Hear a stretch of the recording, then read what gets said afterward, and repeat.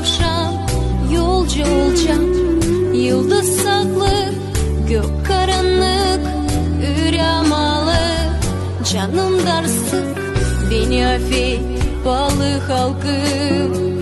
Ben ilk adım burada yaptım. Türkülerimi kurdum, çaldım. Ben canımı sana sardım.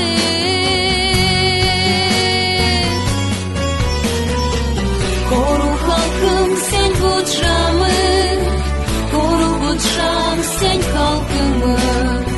Ko ayuzlu adın dursun, bu cam halkın birlik tutsun. Koru halkım sen bu camı, koru bu cam sen halkımı.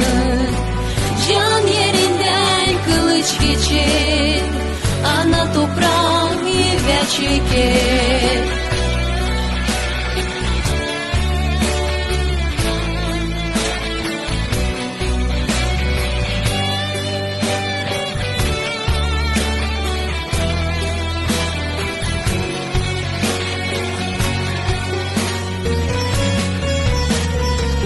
İnan, aslı sana söylerim.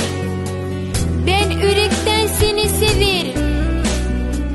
Benim doğduğum yerim toprağım, bağlı bana nasıl ana. Yaşa bu cam, yaşa sevip. Sen ol zengin, hem dur gergin. Burada içer ben kuracağım, hem yürekten yalvaracağım.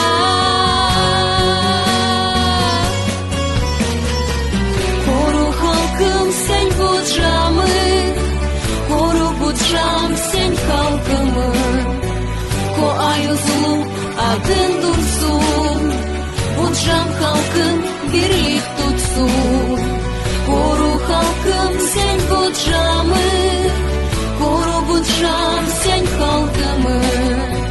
Can yerinden kılıç geçer, ana toprağı yeve çeker. Beni affet, pahalı bu cam.